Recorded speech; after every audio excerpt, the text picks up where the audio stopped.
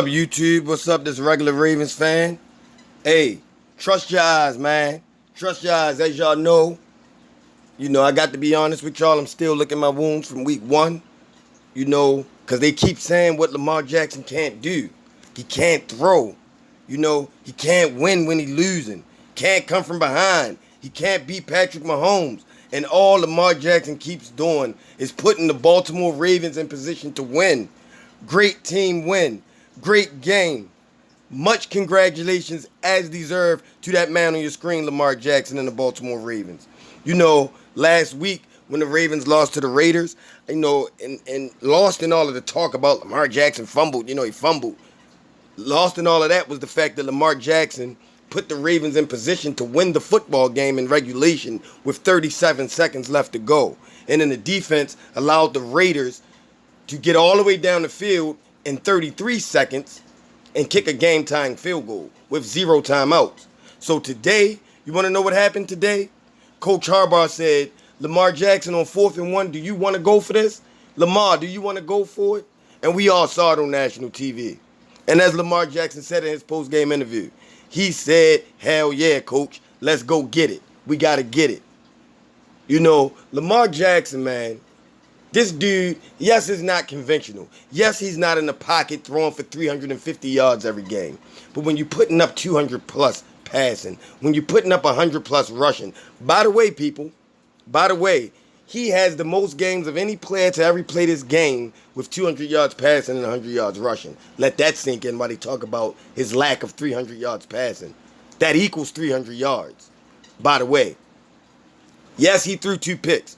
The second pick was horrible. A horrible pass. One of the first times in regular Ravens fans' life that I've ever seen Lamar Jackson force a ball into double, and in that case, triple coverage. But that first pick, his receiver fell, and we all saw that. And Lamar Jackson, overcame. The team overcame. Big shout out to the rookie Owe. Forcing a fumble when the team absolutely needed it and recovering it.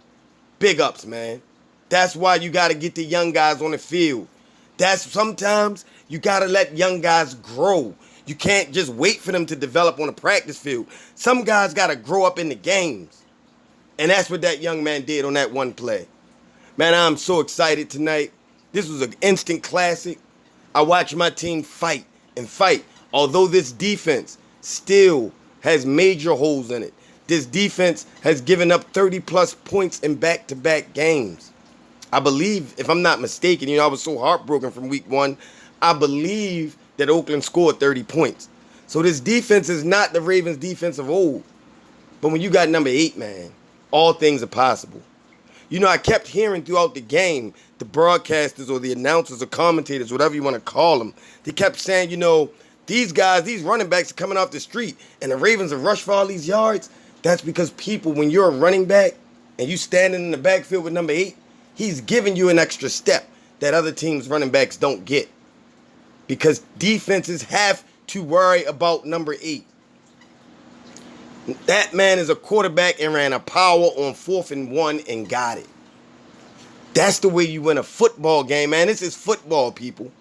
Forget about all of the people on TV who say he's got to get more consistent throwing the football. He's not the greatest passer in the world, but he's definitely NFL caliber passer.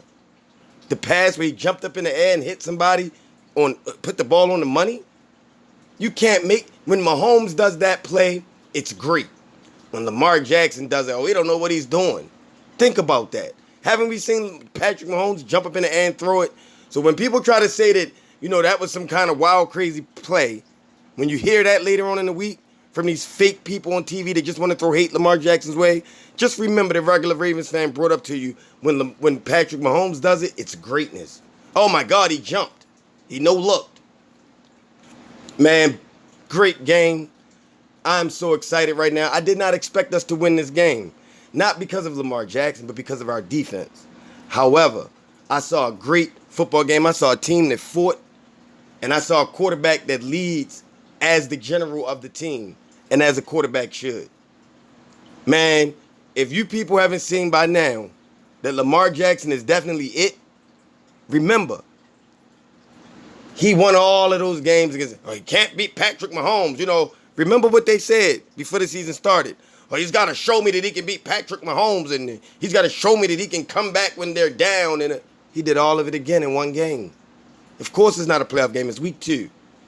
But the fact of the matter is, as regular Ravens fan has said over and over and over again, Lamar Jackson continues to silence his critics, step after step, as they move the goalposts further and further along. So now this one is in the bag. Patrick Mahomes has finally had a loss against Lamar Jackson. And the Ravens have scored 36 points, by the way. Regular Ravens fan, I'm Ravens for life. For all y'all that's been rocking with me, all Ravens Nation, we out here.